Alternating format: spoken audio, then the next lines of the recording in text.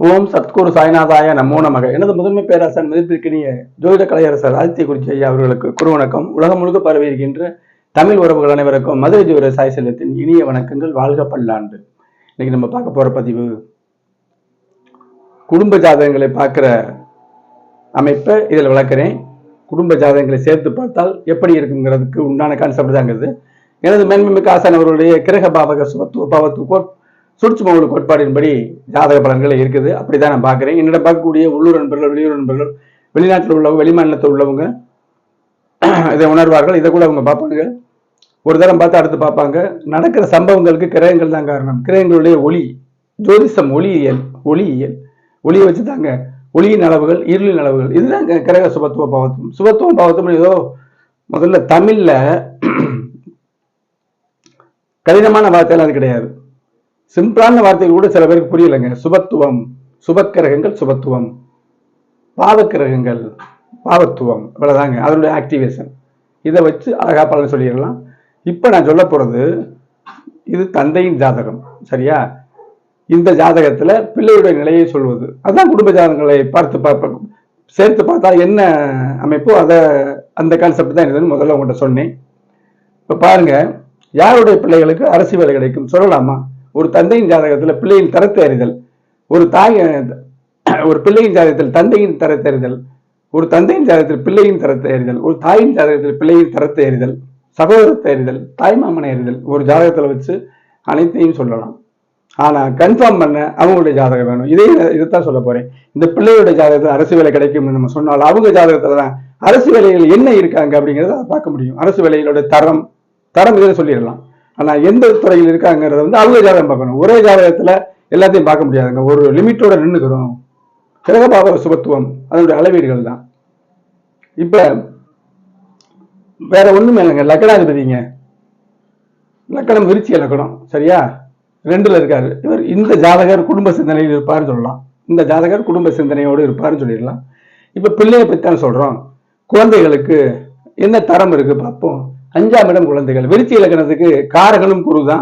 5ஆம் இடமும் பிள்ளைகளை தெரிவிக்கக்கூடியதாங்க. பிள்ளைகள் தெரிவிக்கக்கூடிய புத்திர காரகனான குருவும் விருச்சி இலக்கணத்துக்கு 5ஆம் அதிபதியா வருவாரு, சரியா?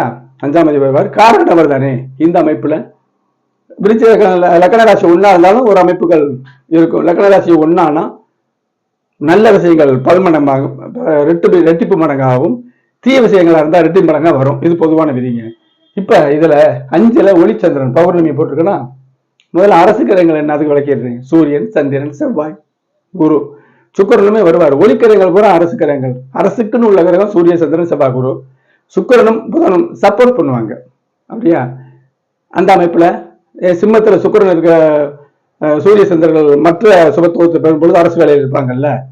குவாலிட்டி அதாவது சுபத்துவ பாவத்துவ கோட்பாட்டின் படிநிலைகள், அதுலதான் பலன் இருக்கு.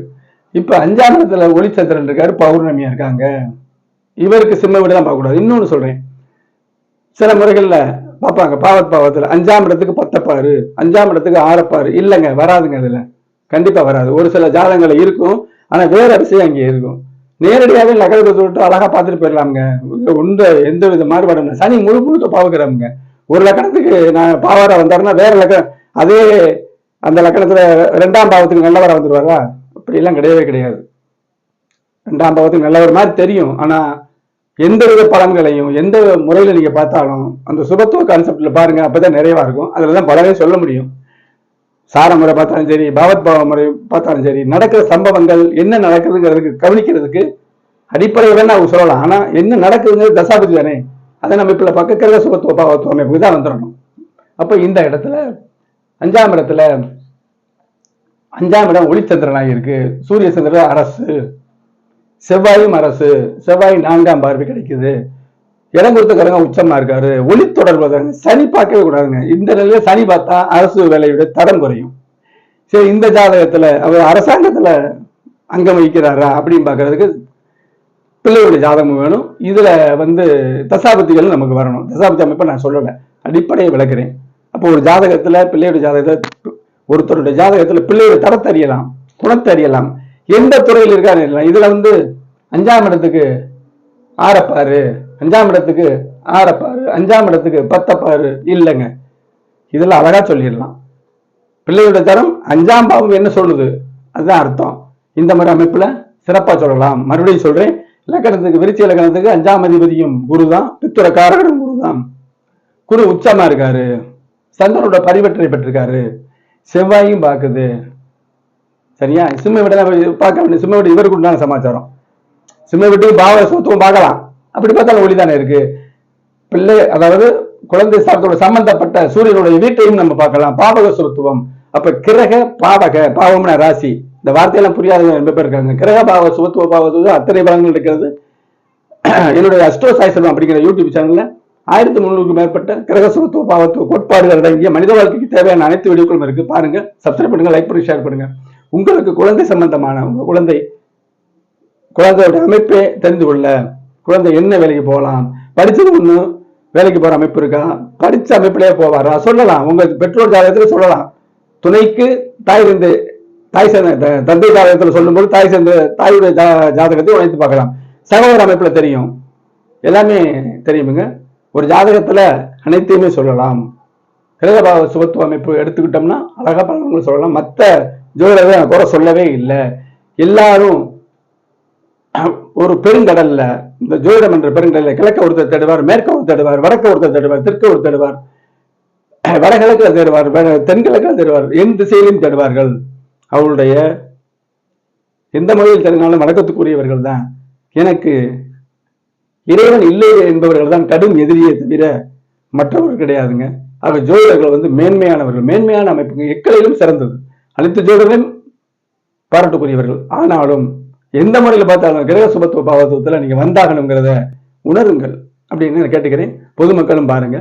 உங்களுக்கு பிள்ளைகள் சம்பந்தமான கேள்விகள் எதுவானாலும் இந்த திரையரங்குடைய 90 80 57 13 70 என்ற வாட்ஸ்அப் நம்பருக்கு ஜாதகத்தை மெயில் பண்ணுங்க. ஆன்லைன் முறையில் கேட்டு தெளிவாக தெரிஞ்சுக்கங்க. ஜிபே நம்பர் இருந்தாங்க. சில பேர் கட்டணம்லாம் பார்க்குறாங்க. இல்லைங்க, கட்டணம் இல்லாமல் எதுவும் நான் சொல்றது இல்லை. பொதுவான சந்தேகங்கள் என்றால் நேரடியாக ஃபோன் பண்ண வேண்டாம், வாட்ஸ்அப்ல தொடர்பு கொள்ளுங்க. ஏன்னா ஜாதக அமைப்புல பாக்கியத்தை கொடுக்குற ஜாதகத்தை பலன் சொல்றது லக்கணத்துல மாத்தலாமுங்க. அது தனியா போடுறேன். லக்கணத்தை மாத்துறதுனால தப்பு கிடையாது. அப்ப லக்கணத்தை மாற்றலாமான்னு நினைச்சாருன்னா இந்த லக்கணம் தான் நம்ம சொல்லி விதியை இழுக்கக்கூடாது. இந்த லக்கணம் தான் சொல்லிட்டு விதியை வளைக்கக்கூடாது. அவங்க சம்பவங்கள் எதுனாலும் நம்ம கேட்டுக்கலாம். அந்த சம்பவங்கள், அவருடைய குணம் எல்லாமே வச்சு லக்கணத்தை திருத்தலாம், தப்பு இல்லை. இந்த இதுக்கு தனியாக ஒரு வீடியோ போடுவோம். அப்ப எப்போதும் இணைந்திருங்கள். அஸ்ட்ரோ சாய் செல்வம் யூடியூப் சேனல்லுங்க. அடுத்த ஒரு பயனுள்ள வீடியோவில் சந்திப்போம். நன்றி, வணக்கம்.